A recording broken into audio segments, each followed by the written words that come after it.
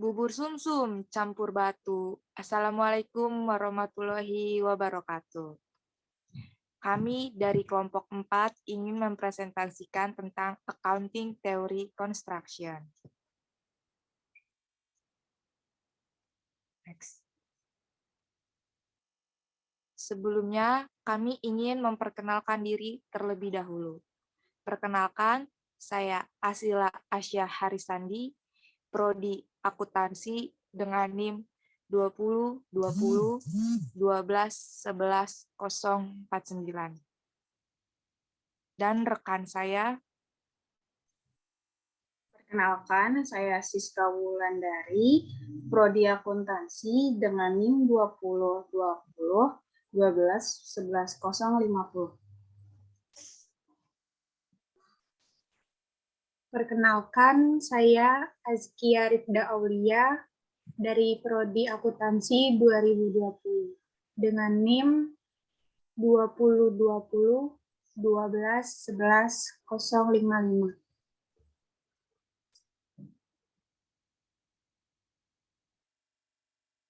next.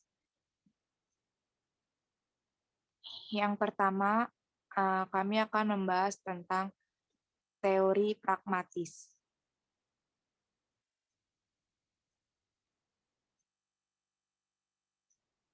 Pendekatan pragmatis deskriptif. Pendekatan pragmatis deskriptif untuk konstruksi teori akuntansi adalah pendekatan induktif. Didasarkan pada pengamatan terus-menerus terhadap perilaku akuntan untuk menyalin prosedur dan prinsip akuntansi mereka. Oleh karena itu, sebuah teori dapat dikembangkan dari pengamatan tentang bagaimana akuntan bertindak dalam situasi tertentu. Teori dapat diuji dengan mengambil apakah akuntan pada kenyataannya bertindak sesuai dengan yang disarankan teori atau tidak. Next.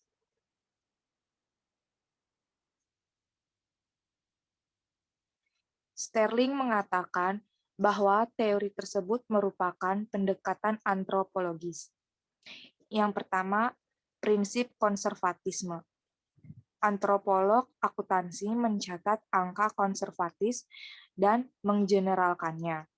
Maka, prinsip ini menguji dengan mengamati apakah orang akuntansi memang mencatat angka konservatif atau tidak. Yang kedua, prinsip keragaman. Prinsip ini diuji dengan mengamati apakah para akuntan memang mencatat kejadian serupa dengan cara yang berbeda atau tidak. Next.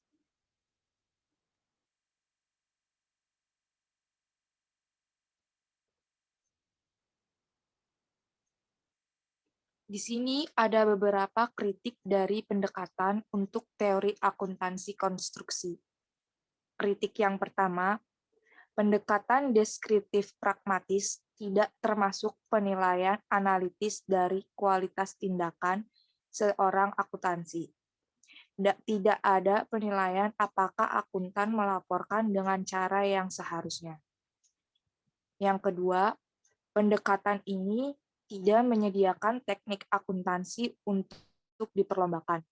Oleh karena itu, tidak memungkinkan untuk adanya perubahan.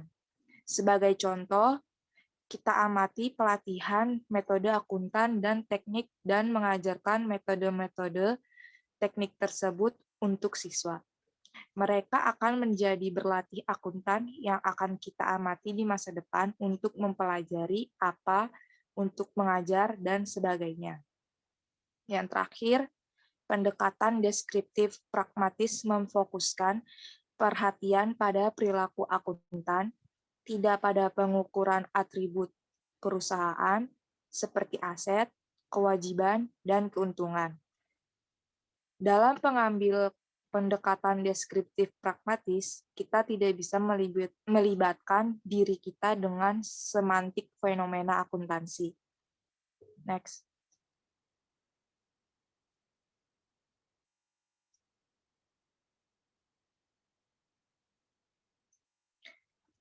Pendekatan psikologis pragmatis.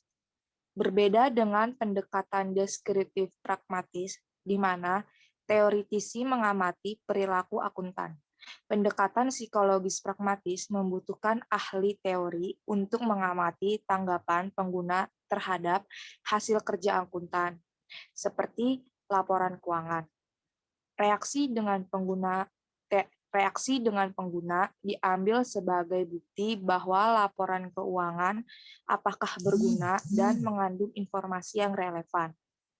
Masalah pendekatan psikologis pragmatis adalah bahwa beberapa pengguna mungkin bereaksi dengan cara yang tidak logis.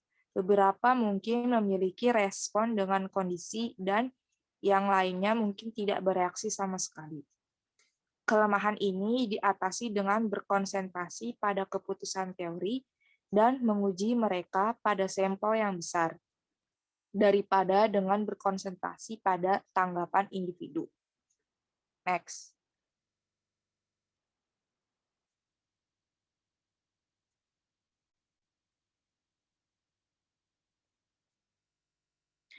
Fokus akuntansi pada penggunaan transaksi yang bersifat historical cost dan aplikasi konservatisme. Historical cost adalah kejadian berurutan berdasarkan tanggal transaksi, sedangkan konservatisme adalah sikap akuntansi yang berhati-hati dalam penyajian akuntansi di mana kondisi ketidakpastian. Sintaktik berkaitan dengan struktur yang jelas, apa dan bagaimana menyajikan informasi. Sematik berkaitan dengan interpretasinya, sedangkan pragmatik berkaitan dengan dampaknya. Next.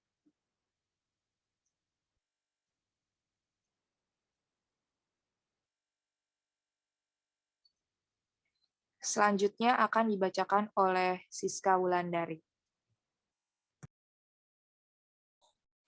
Baik, materi selanjutnya adalah teori sintaktik dan semantik.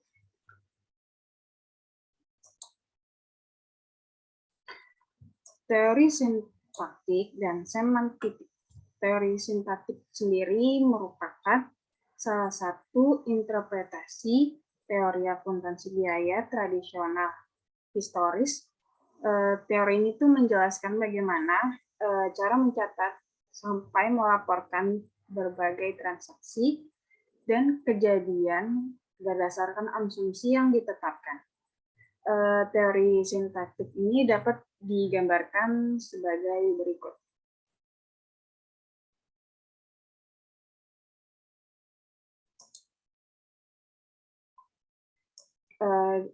Input sistem semantik adalah transaksi dan pertukaran yang tercatat dalam voucher, jurnal, dan buku besar bisnis.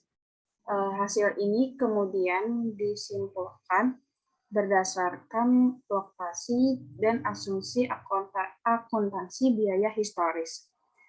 Sebagai contoh, mengasumsikan bahwa inflasi tidak akan dicatat dan nilai pasar, nilai aktiva, dan kewajiban diabaikan. Kemudian, menggunakan akuntansi double entry dan prinsip-prinsip akuntansi biaya historis untuk menghitung laba rugi dan posisi keuangan. Proposisi individu diverifikasi setiap laporan diaudit dengan memeriksa perhitungan dan manipulasi. Dengan cara ini, teori biaya historis telah dikonfirmasi berkali-kali.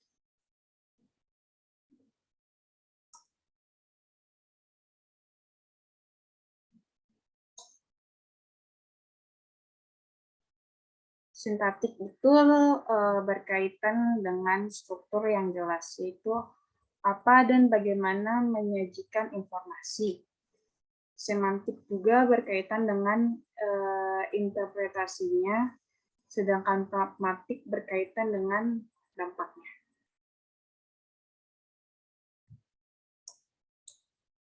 Next. akan dibacakan oleh Askia. Teori akuntansi. Atas dasar sasaran yang ingin dicapai, teori akuntansi dibedakan menjadi teori positif dan negatif. Klasifikasi ini sebenarnya merupakan konsekuensi logis dari pendefinisian akuntansi sebagai sains dan teknologi. Pandangan sains akan menghasilkan teori akuntansi positif, dan pandangan teknologi akan menghasilkan teori akuntansi normatif. Next.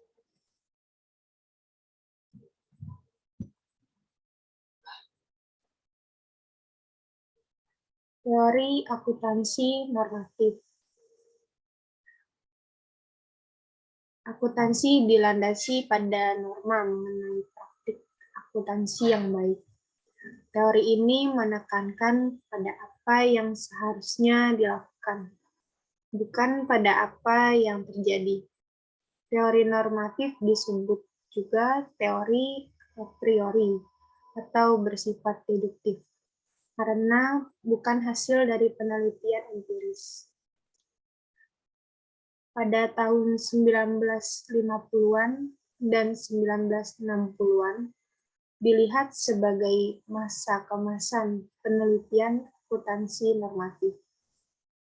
Selama periode ini, peneliti-peneliti akuntansi menjadi lebih fokus pada rekomendasi-rekomendasi kebijakan dan apa yang harus dilakukan, daripada menganalisa dan menjelaskan kebiasaan yang diterima pada saat ini.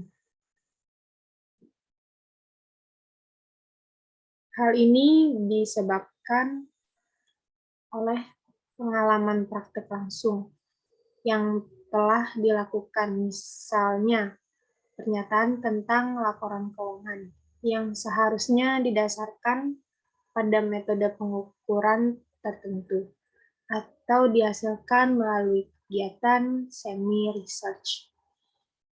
Sasaran teori normatif menjelaskan penjelasan atau penalaran mengapa perlakuan akuntansi tertentu lebih baik atau lebih efektif daripada perlakuan akuntansi alternatif, karena tujuan akuntansi tertentu harus dicapai. Maka, hasil akhir teori akuntansi normatif adalah suatu pernyataan atau proposal yang menganjurkan tindakan tertentu. Next.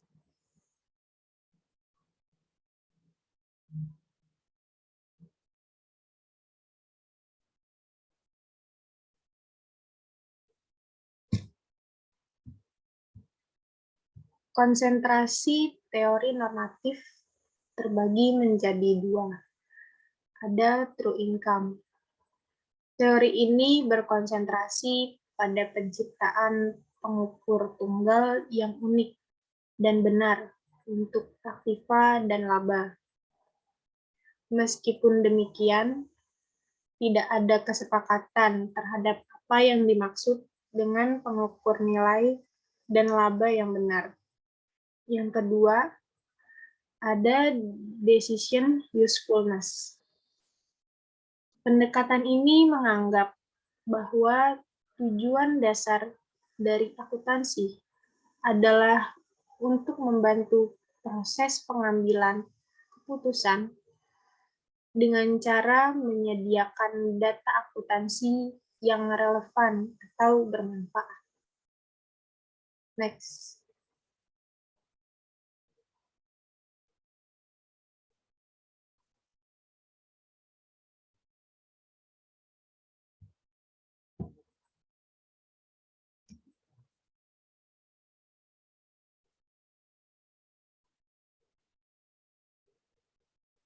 Di beberapa kasus, teori ini didasarkan pada konsep ekonomi tentang laba dan kemakmuran, atau konsep ekonomi pengambilan keputusan rasional. Konsep tersebut didasarkan pada penyesuaian rekening karena pengaruh inflasi atau dari nilai pasar dari aktiva. Teori normatif didasarkan pada anggapan pertama, akuntansi seharusnya merupakan sistem pengukuran. Yang kedua, laba dan nilai dapat diukur secara tepat. Yang ketiga, akuntansi keuangan bermanfaat untuk pengambilan keputusan ekonomi. Yang keempat, pasar tidak efisien dalam pengertian ekonomi. Dan yang kelima, ada beberapa pengukur laba yang unik. Next.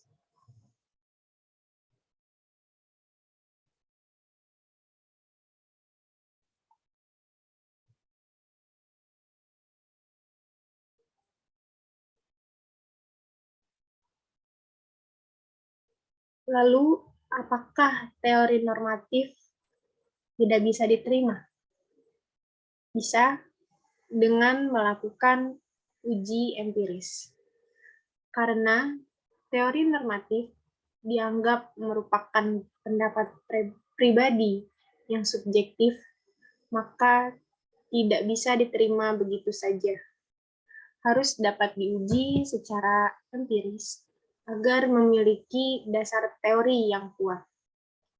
Pendukung teori ini biasanya menggambarkan sistem akuntansi yang dihasilkan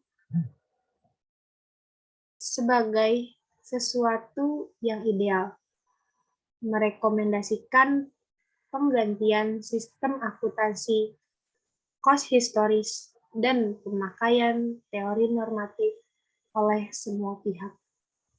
Teori ini mengkritik historical cost dengan mengembangkan pengukuran aset dan laba sesuai dengan pergerakan harga. Para ahli bidang akuntansi telah menyatakan bahwa teori akuntansi positif lebih diterapkan dibandingkan teori akuntansi normatif. Next.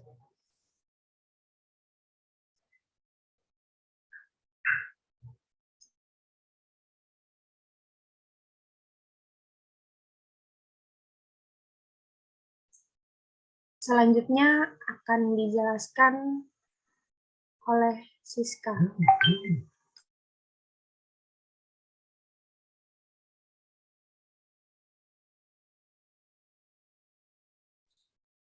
Selanjutnya adalah materi teori akuntansi positif.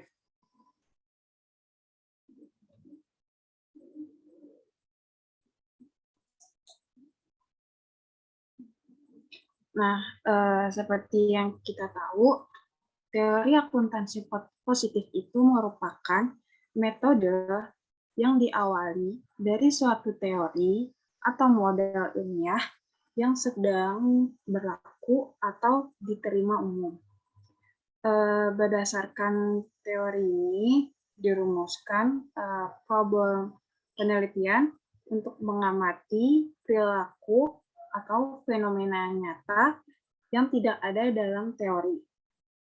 Lalu dikembangkan teorinya itu untuk menjelaskan fenomena tadi dan dilakukan penelitian secara terstruktur dan peraturan yang standar dengan melakukan perumusan masalah, penyusunan hipotesis, pengumpulan data, dan pengujian statistik ilmiah, sehingga diketahui apakah hipotesis yang dirumuskan diterima atau tidaknya.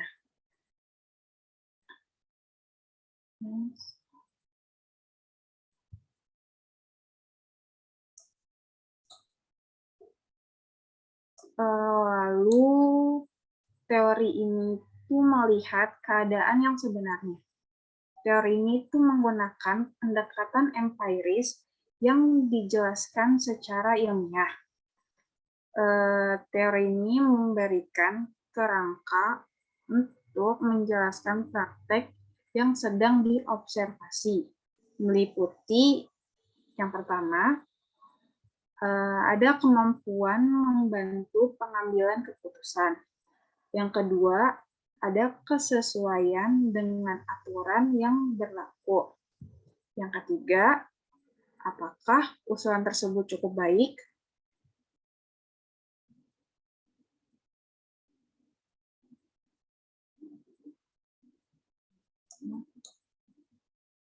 Nah, lalu ada different perspective yang akan dilanjutkan oleh Ashila.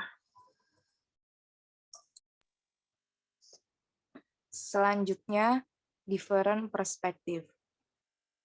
Next.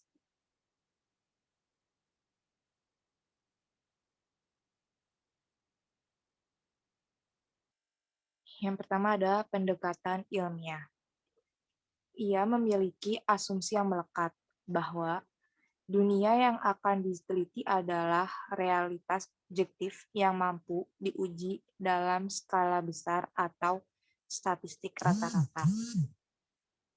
Yang kedua, penelitian ini dilakukan dengan hipotesis tambahan yang kemudian digabungkan.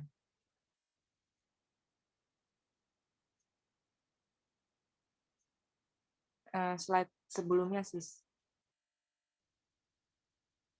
Yang ketiga, memiliki asumsi tersirat bahwa teori yang baik berlaku dalam keadaan yang konstan di seluruh perusahaan, industri, dan waktu. Next.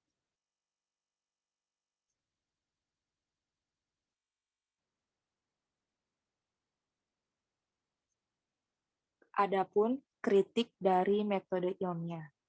Yang pertama, penelitian yang bersifat statistis dalam skala besar cenderung menggabungkan segala hal secara bersama. Yang kedua, hipotesis yang didasarkan pada penggunaan survei atau harga pasar saham adalah jauh dari dunia para praktisi. Yang terakhir, metode ilmiah mengabaikan banyak individu akuntan dalam perannya sebagai akuntan. Next.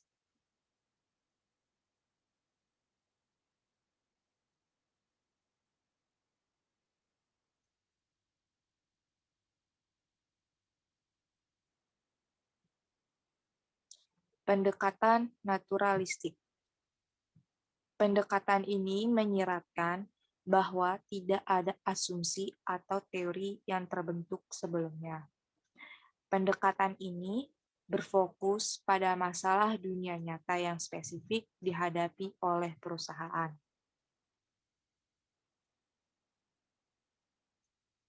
Lalu, ada perbandingan antara penelitian ilmiah dengan naturalistik. Yang pertama, perbandingan asumsi ontologi. Di penelitian ilmiah, ia melihat realitas secara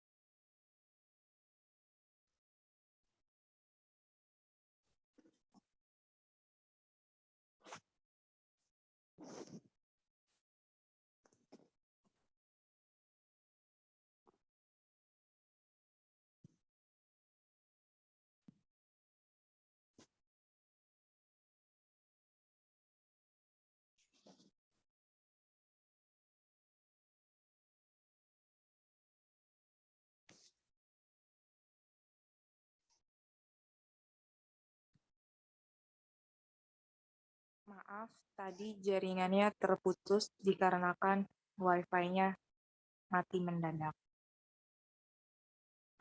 Aku ulangi, jadi ada perbandingan antara penelitian ilmiah dengan naturalistik. Untuk di asumsi ontologi, di penelitian ilmiah melihat realitas secara objektif dan konkret atau berwujud. Yang kedua, melihat akuntansi sebagai objek. Sedangkan di penelitian naturalistik, melihat realitas sebagai hasil konstruksi sosial dan imajinasi manusia, dan melihat akuntansi sebagai konstruksi. Di pendekatan epistemologi, di penelitian ilmiah, pengembangan pengetahuan secara sedikit demi sedikit.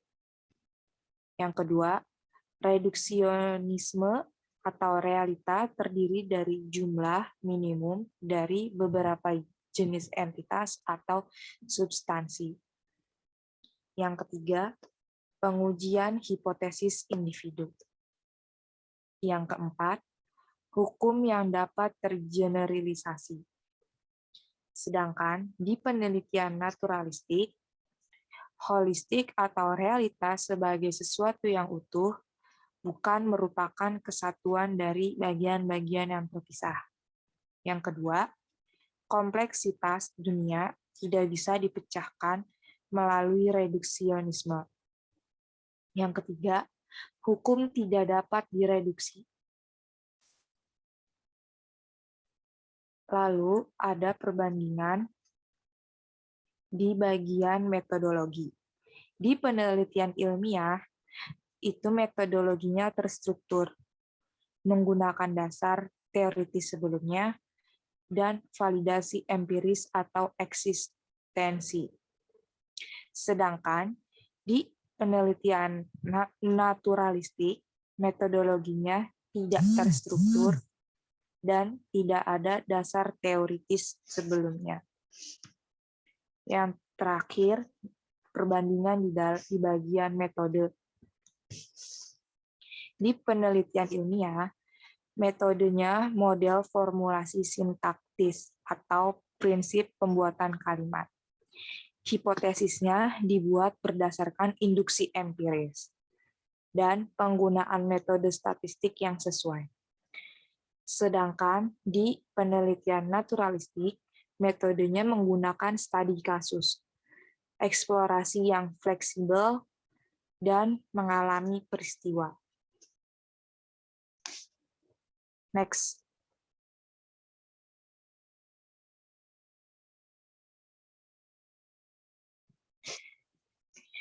Setelah itu ada misconception of purpose. Yang pertama, ada banyak kesalahpahaman tentang upaya menerapkan pendekatan ilmiah terhadap akuntansi.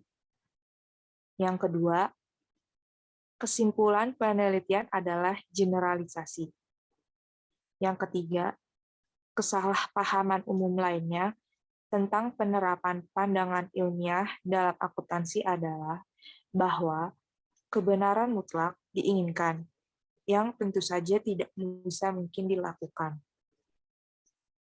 Next.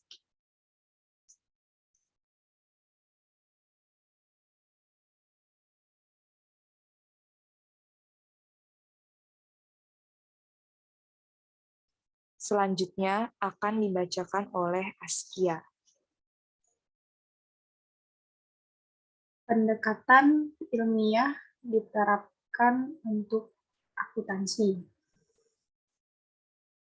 Banyak kesalahpahaman ada tentang upaya untuk menerapkan pendekatan ilmiah untuk akuntansi. Beberapa percaya bahwa upaya tersebut adalah untuk membuat ilmuwan keluar dari praktisi akuntansi.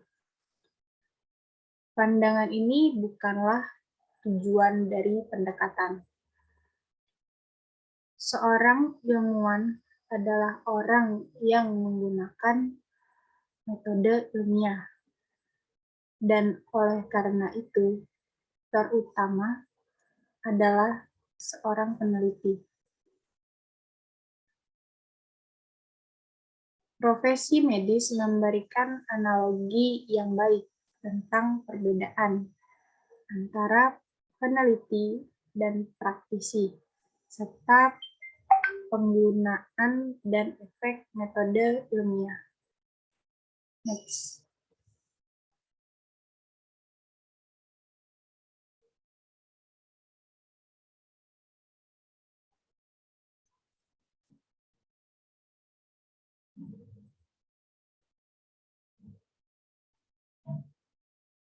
Penilaian praktisi selalu diperlukan dalam menerapkan alat perdagangannya.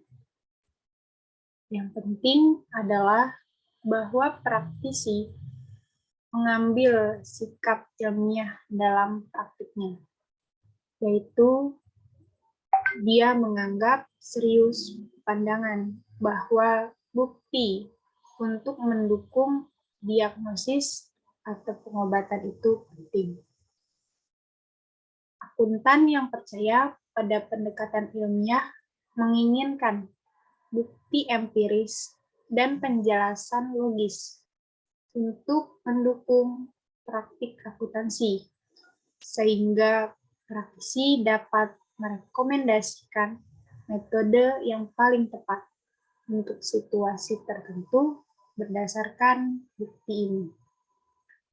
Orang-orang menemukan pernyataan lebih meyakinkan ketika didukung oleh bukti empiris yang objektif daripada pernyataan yang hanya didasarkan pada rasionalisasi yang dapat diperdebatkan. Next.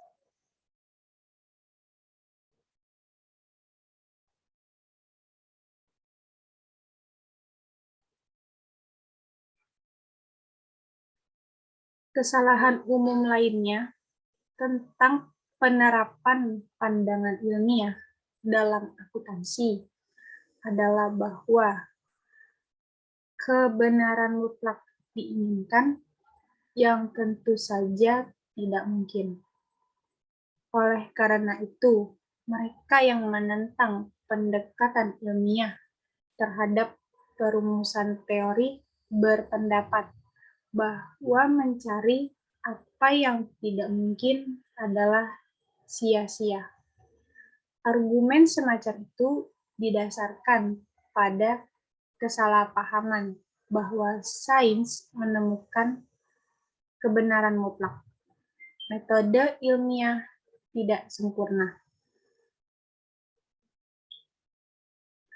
Dianggap realistis atau tidak. Struktur proses di mana penentuan ini adalah penemuan manusia untuk membantu kita memastikan apakah suatu pernyataan harus dibuat sedemikian rupa sehingga tidak ada yang bisa mengklaim kebenaran mutlak dalam sains. Jadi, kebenaran ilmiah bersifat sementara. Sebuah pernyataan atau teori memperoleh status konfirmasi hanya setelah para ilmuwan di bidang dari mana teori tersebut berkembang memutuskan bahwa bukti tersebut cukup persuasif.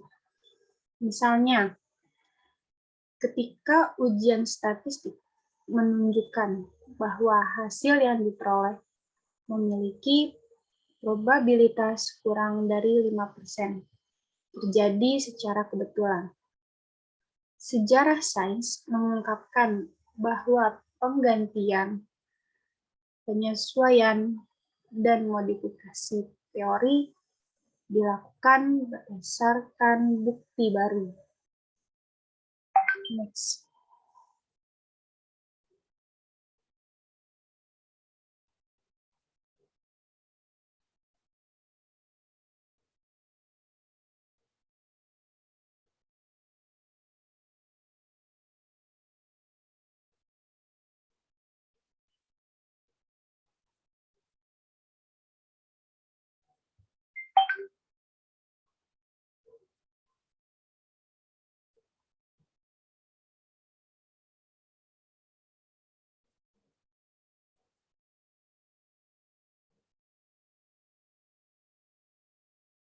Selanjutnya akan dilanjutkan oleh Siska Wulandari, namun ada break azan sejenak.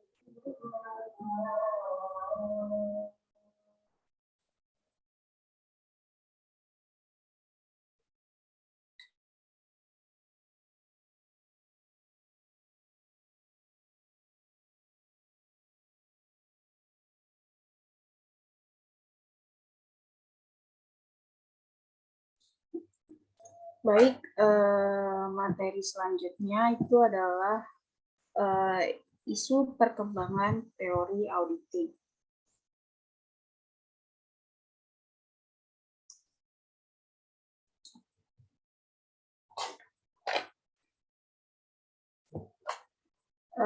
Seperti yang sudah dibahas sebelumnya, audit adalah sebuah proses verifikasi yang digunakan dalam input dan proses akuntansi. Auditor bukanlah memverifikasi output yang sesuai dengan keuntungan pengukuran ekonomi, tapi memberikan pendapat apakah laporan keuangan sesuai dengan kerangka kerja pelapor yang berlaku. Di samping itu, tergantung pada yurisdiksi. Auditor memberikan pendapat apakah pernyataan tersebut disampaikan secara adil dalam semua hal material atau memberikan pandangan yang benar dan adil. Lalu secara umum, pengembangan teori audit telah mengikuti perkembangan teori akuntansi. Literatur awal tentang audit difokuskan pada isu-isu yang timbul dalam pelaksanaan audit, seperti penekanan pada deteksi kecurangan, penemuan kesalahan prinsip, dan sifat verifikasi akun. Pendekatan pragmatif dalam pengembangan teori audit terbukti dalam teks-teks awal yang menjelaskan proses dan prinsip-prinsip audit. Misalnya, konsep skeptisisme profesional berakar pada prinsip-prinsip yang ditetapkan dalam kasus hukum abad ke-19, seperti pabrik kapas Kingston tahun 1896 dan London dan General Bank tahun 1895. Penilaian Lopez dalam kasus pabrik kapas Kingston mendefinisikan tanggung jawab auditor sehubung dengan deteksi kecurangan sebagai hak untuk percaya pada perwakilan perusahaan asalkan perawatan yang tepat.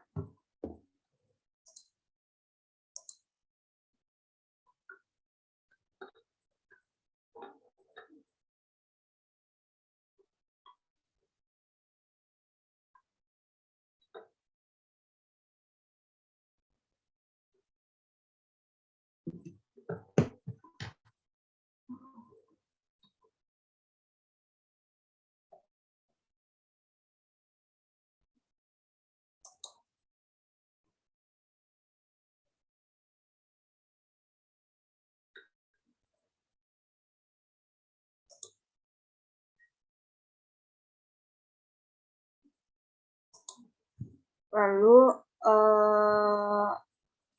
ada Maus dan Saraf pada tahun 1961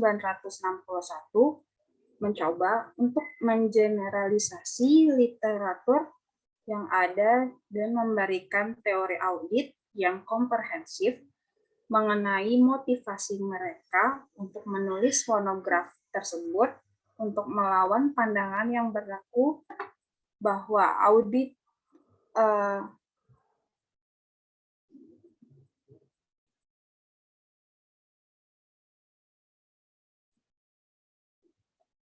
mengenai motivasi mereka untuk menulis monografi tersebut untuk melawan pandangan yang berlaku bahwa audit adalah latihan praktis, tidak hanya tanpa dasar teoritis apapun, namun tidak secara teoritis requiring.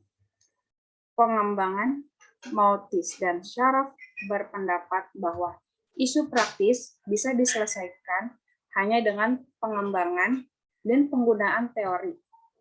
Mereka menyediakan 8 postulat sebagai dasar teori audit dan mengembangkan konsep dasar teori semacam itu.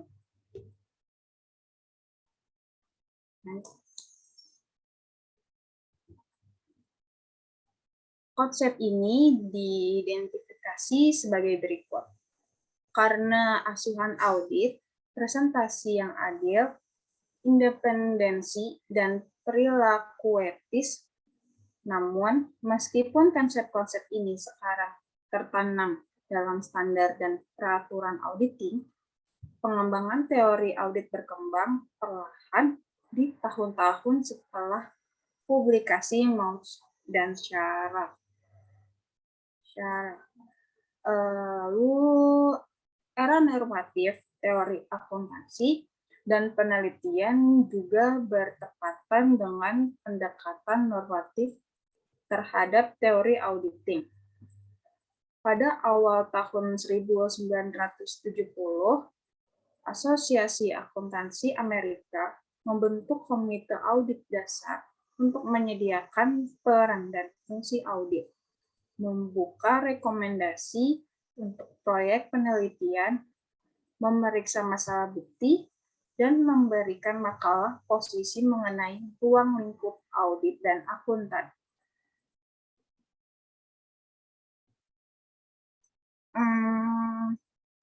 Laporan tersebut memberikan pernyataan normatif mengenai audit dengan penekanan pada konsep yang harus dipelajari oleh siswa dan syarat untuk penelitian yang dapat menyebabkan pemenuhan audit peran yang lebih baik di masyarakat.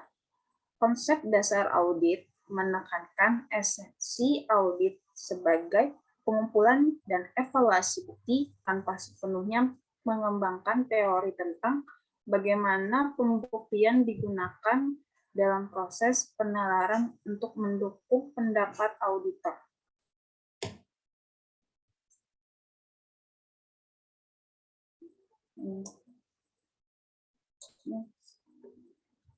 Lalu pertumbuhan teori akuntansi positif di tahun 1970-an disertai dengan perubahan arah penelitian audit. Dua aliran utama penelitian dikembangkan, keduanya mengendalikan data empiris dan dirancang dalam kerangka kerja positif atau ilmiah. Eksperimentalis berfungsi pada pemahaman tingkat mikro tentang proses pengujian atau judgment audit, dikenal sebagai GDM atau penelitian penghakiman atau pengembalian keputusan. Penelitian ini berusaha untuk menjelaskan bagaimana auditor membuat keputusan sehingga bisa memprediksi bagaimana auditor akan berperilaku bila berada dalam situasi tertentu. Penelitian awal di bidang ini memberikan bukti yang mengganggu penilaian yang berbeda oleh auditor saat memberikan informasi yang sama.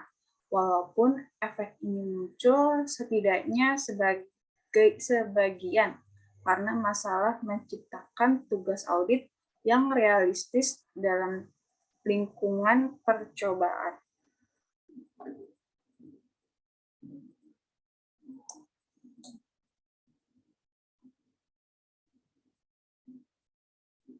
Lalu aliran utama lain dari penelitian audit empiris yang dikembangkan di era ini mempertanyakan penampilan pilihan auditor oleh perusahaan dan faktor-faktor yang mempengaruhi tingkat biaya yang dibayarkan oleh perusahaan kepada auditor mereka.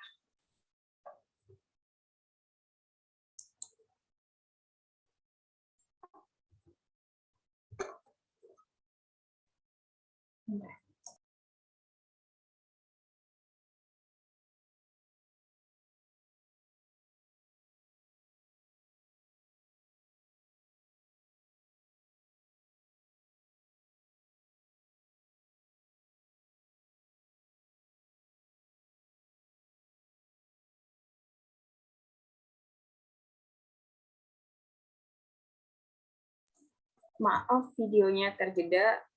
Selanjutnya, penelitian ini sangat menarik pada apakah kualitas audit yang ditentukan oleh auditor berbeda dalam situasi yang berbeda. Dengelo berpendapat bahwa kualitas audit berhubungan positif dengan ukuran perusahaan audit karena auditor lebih besar memiliki lebih banyak kehilangan karena tidak melaporkan pelanggaran yang ditemukan dalam catatan klien tertentu. Artinya, perusahaan audit besar cenderung akan kehilangan banyak klien daripada perusahaan audit kecil karena mempromosikan independensi mereka dalam audit untuk menyenangkan klien.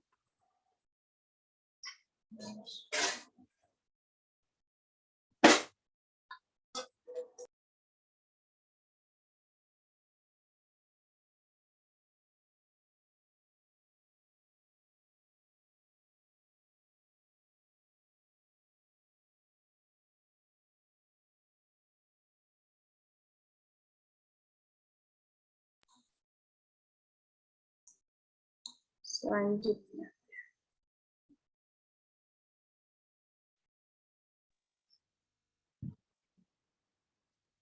Sekian dari kelompok kami. Kurang lebihnya mohon maaf. Apabila ada salah kata, mohon dibukakan pintu maaf selebar-lebarnya. Wassalamualaikum warahmatullahi wabarakatuh.